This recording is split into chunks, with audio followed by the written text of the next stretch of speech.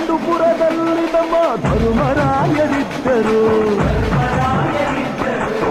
ಹೆಣ್ಣಿನ ವನವಾಸವೆಂದು ಸತಿಯ ನಿಂದಿಸಿದ್ದರು.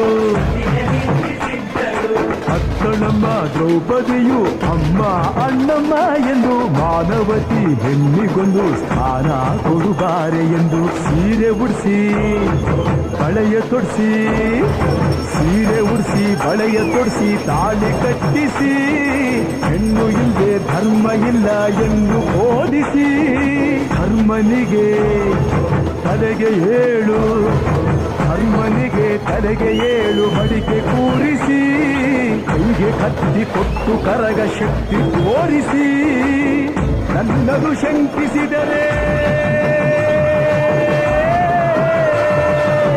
ನನ್ನದು ಶಂಕಿಸಿದರೆ ಪ್ರಳಯ ಎಂದಳಮ್ಮ.